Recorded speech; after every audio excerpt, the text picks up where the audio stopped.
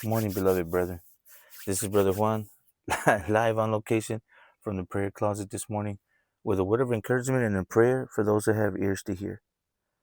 The word of encouragement for today is unity. I keep hearing unity, unity, unity in the spirit. Um, I've been up all morning since early this morning in prayer, and this is the message that the Lord has given me. So I'm just going to be obedient, and I'm going to share it with those that have ears to hear, far and wide. So let's open up in prayer in the name of Jesus, and let's set the atmosphere and invite the Holy Spirit into this word this morning, and to set the tone. Amen. Blessed Father, who art there in heaven, we humbly come before your throne of grace right now, Father, in the name of Jesus. Father God, right now, first and foremost, Father God, we bind and rebuke you, Satan, because you're a liar and a deceiver, and there's no truth in you. So we bind and rebuke you, Satan, and every demonic spirit and every demonic assignment and strategy that would come against your people, that would come against this word from going forth, Father God. But we thank you, Lord, because your word goes forth and completes what it's sent forth to do, Father God. So I move out of the way, and Holy Spirit, we ask that you would have your perfect way. Lord, I pray in the name of Jesus that you would soften the hearts and open the minds of the many, Father God, and open the ears of the many, Father God, to receive and hear this message, and that this message would just enter the hearts, Father God, of your people, Father God, that it would be a, a a call to action and stir something within the believer, Father God, and within the heart of those that have ears to hear this morning, Father God. Let it be a word of encouragement. Let it be a word of instruction. Let it be a word of counsel, Father God, for all, Father God, near and far. We ask, Father God, that you would have your perfect way in this moment, in this hour, Father God. Find favor with your servant, Father God. I remove myself and ask, Holy Spirit, you have your perfect way. We thank you. We give you all glory, honor, and praise. In the mighty name of Jesus, we pray. Amen and amen. So I've been up since early this morning in prayer, man, and I keep hearing in the spirit, unity, unity, unity. And as I'm hearing this, the Lord's explaining that in unity, the key word in unity is unit and unite. So a unit is a group of people that come together to achieve a common goal or a purpose. Unite means to come together or to be bonded or fused with one another.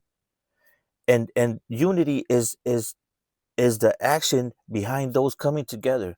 There's power and there's strength in unity. I share it a lot with my brothers and sisters. You know who you are, but the strategy and the tactic is divide and conquer. So the strategy of the enemy is to divide God's people, to bring division, and then one by one he tries to devour us. But he looks for the weak ones. He looks for the ones that aren't learned, the ones that aren't mature, the ones that aren't strong in the faith yet. And so he devours them one by one.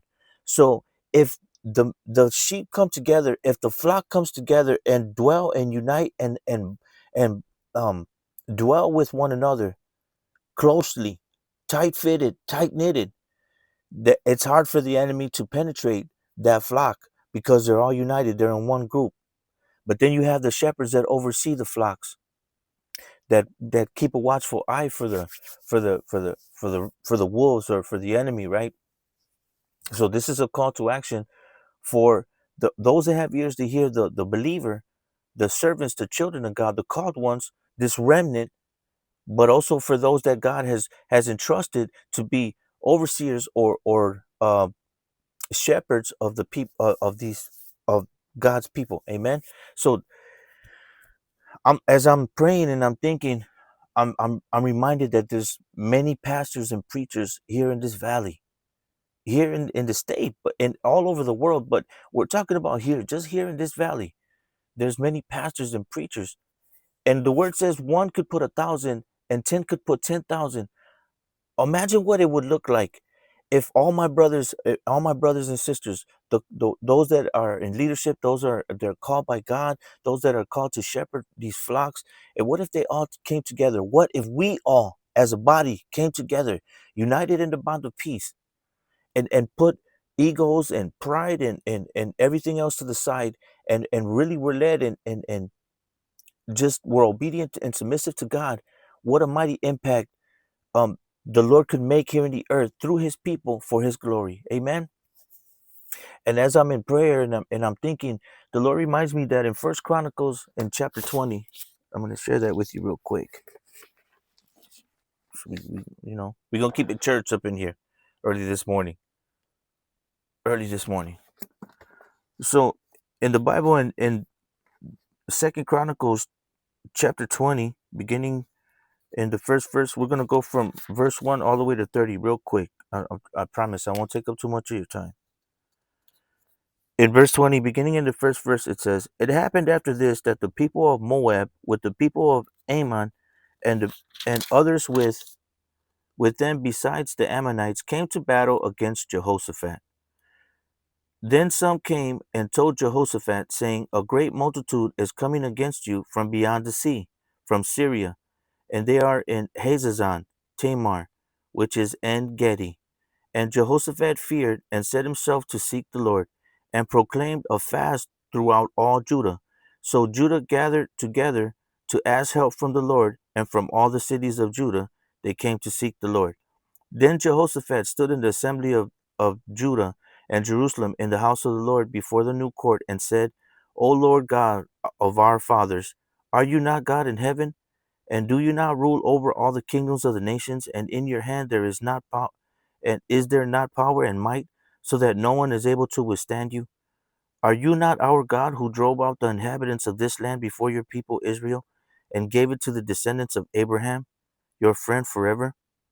And they dwell in it, and have built you a sanctuary in it for your name, saying, If disaster comes upon us, sword, judgment, pestilence, or famine, we will stand before this temple and in your presence, for your name is in this temple, and cry out to you in our affliction, and you will hear and save. And now here are the people of Ammon, Moab, and Mount Seir, whom you would not let Israel invade when they came out of the land of Egypt, but they turned from them and did not destroy them. Here they are, rewarding us by coming to throw us out of your possession which you have given us to inherit. O our God, will you not judge them? For we have no power against this great multitude that it is coming against us, nor do we know what to do. But our eyes are upon you. Now all Judah with their little ones, their wives, their children stood before the Lord. Then the Spirit of the Lord came upon Jehaziel, the son of Zechariah, the son of Benaiah, the son of Jael, the son of Mattaniah, a Levite of the sons of Asaph, in the midst of the assembly. And he said, Listen, all you of Judah, and you inhabitants of Jerusalem, and you King Jehoshaphat. Thus says the Lord to you, Do not be afraid nor dismayed because of this great multitude, for the battle is not yours but God's. Tomorrow go down against them. They will surely come up by the ascent of Ziz, and you will find them at the end of the brook before the wilderness of Jeruel. You will not need to fight in this battle. Position yourselves, stand still, and see the salvation of the Lord who is with you, O Judah and Jerusalem. Do not fear or be dismayed. Tomorrow go out against them, for the Lord is with you. And Jehoshaphat bowed his head with his face to the ground, and all Judah and the inhabitants of Jerusalem bowed before the Lord, worshiping the Lord. Then the Levites, then the Levites of the children of Kohathites and of the children of the Korahites stood up to praise the Lord God of Israel with voices loud and high. So they rose early in the morning and went out into the wilderness of Tekoa. And as they went out, Jehoshaphat stood and said, Hear me, O Judah, you inhabitants of Jerusalem. Believe in the Lord your God, and you shall be established. Believe his prophets, and you shall prosper. And when he had consulted with the people, he appointed those who should sing to the Lord, and who should praise the beauty of holiness, as they went out before the army and were saying, Praise the Lord, for his mercy endures forever. So here we see that uh, King Jehoshaphat,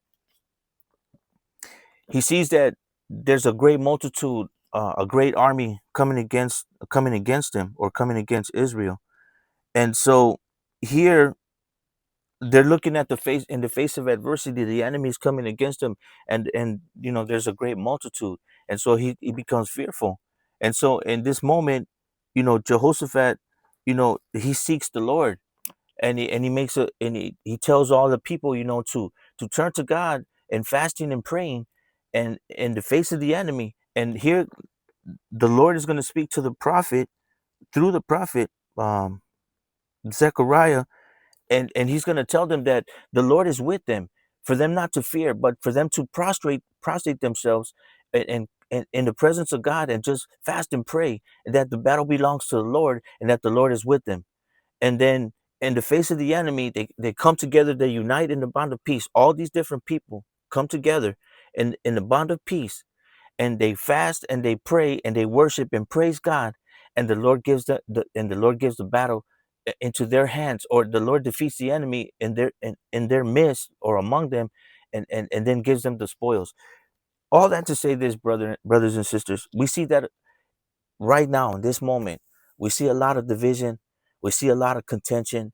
Aside from what we're seeing in the world happening around us, all these natural disasters and wars and all this crazy stuff, this is supposed to happen, and worse is coming.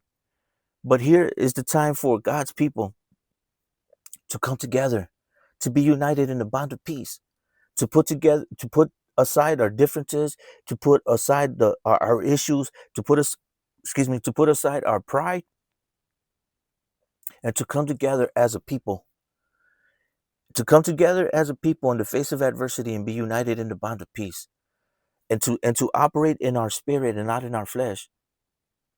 I'm nobody. I'm just one. I'm just outside of the Lord. I'm just one. But in his kingdom, I'm a servant and a son.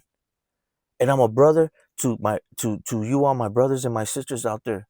So this is a message to my brothers and my sisters, those that have ears to hear. This is a message, this is a word from the Lord to all of us, for me first. For me first. Because I have to search and examine my heart and my mind and see if I'm upright, to see if my posture is right. So this is just as much for me as it is for anyone out there that has ears to hear, that receives this word. For anyone out there that sees past this and hears the word of the Lord being spoken. It's not my word, it's the word, it's the word of the Lord. But think about how more impactful we could be as a church. Not the name of a church, not the name of a ministry, but as a church, God's people. How more impactful could we be if we came together united in the bond of peace? And there's so many churches, there's so many pastors, there's so many congregations all throughout this valley. So I ask in the name of Jesus, can we come together? Can we be united in the bond of peace? Can we just come together in the name of Jesus as a people known by his name? And not the name of a ministry, the name of a church, but as a people, can we come together? That's my prayer for today. That's my prayer, not just for the people in here in Arizona in this valley, but throughout the country, throughout the world, as far as the Lord will carry my voice near and far, for those that have ears to hear. My prayer is that you'll see past this, and that you hear, and that you'll respond, starting with me first. The Lord said, "Blessed are the peacemakers, for those are the children of God." So let's come together and make peace, establish it, and maintain it today. It could start in your household, and then in your family, and then in our among our brethren, among our body, and then and keep spreading, and just keep spreading that message, keep spreading that word. Come together. If there's issues, if there's unforgiveness, or there's bitterness, or there's anything that we're holding one against another, let's forgive them. Let's go to the Lord and ask for forgiveness and come together united in the bond of peace, man. And be united as a people, because the enemy is great, and he's just having his way, bringing division and disorder and chaos. People are falling away from the faith. Outside of the body, look what's happening in our world, look what's happening around us. There's so many people that are in need out there, the broken, the downtrodden, the prisoner, the addict, the wayward mothers, the orphans, the at-risk teens, the homosexuals, the prisoners. There's so many out there. The homeless people out there. What about all those people out there that are in desperate need of a savior? The Lord said, "Go out, go ye therefore and make disciples of all men and women." It's not just the pastors that have to prepare the people. The people have to be willing in their hearts to be to go out, and God's children have to be willing to go out and make other disciples. Take the gifts that God has given you and pour into others so that they can be built up, so that they can be sent out. Amen. Let's come together in the name of Jesus. That's my prayer this morning. That's the message this morning. Unity. Let us be united, not divided. A house divided against itself can't stand. And right now, and for what's coming down the road, yeah, we need to be united. We need to come together. God's people need to be people of tremendous faith. There can't be any differences. There can't be any pride. It's time for us to put all that to the side, come together, and and and just be united and be what God called us to be. A holy nation, a royal priesthood, a city on a hill, a people known by his name, a peculiar people, starting with me first. Amen. Be blessed in all your ways today, brethren. I'm going to close this in prayer real quick. And then I pray that you guys have a blessed day, that you're fruitful, that you multiply, that you'll go forth and share the gospel, that you'll testify, that you'll witness to others that have ears to hear of what the Lord has done in your life, and that you just share what God's given us freely with those that have ears to hear. Amen. Let's pray. Blessedly, Father, we come before your throne of grace right now, Father God, and we just thank you. We thank you, Father God, for keeping a hedge of protection around your people. We thank you, Father God, for letting this message go forth, Father God. I pray for those, the hearers, Father God. I pray that this message would resonate in the hearts of your children, of your people, Lord. Lord, that we be people of action, Lord. Lord, that we would respond to your call, that we would respond to your message, Lord, and that, Lord, that we would move in faith, Father God, as a result of it, Lord. I pray for the families. I pray for those that are listening. I pray for my brethren, Father God. We plead the blood of Jesus. I plead the blood of Jesus over every individual tuning in now and later, and the families that they represent, Father God, and the body that they belong to, Father God. Father God, I pray for the church, Father God. I plead the blood of Jesus over your people. And I just give you thanks, honor, and praise. And just I thank you, Lord, for letting me for letting me be part of something so great, for blessing me, Father God, and blessing my life, Lord, for having you, Lord, in me, Lord, but for my brothers and my sisters also, Lord. I thank you for them, Father God. And I stand in the gap for them, Father God. And we thank you. In Jesus' mighty name we pray. Amen and amen. So when you have time, go back and read it. It's in Second Chronicles chapter 20, starting in the first verse from 1 through 30. Go back to chapter 19 and kind of go through it so that you get an idea on the context of the message. But the message is unity and what God can do when the people come together and they consecrate themselves unto him, or they prostrate themselves before him, and they just surrender to him,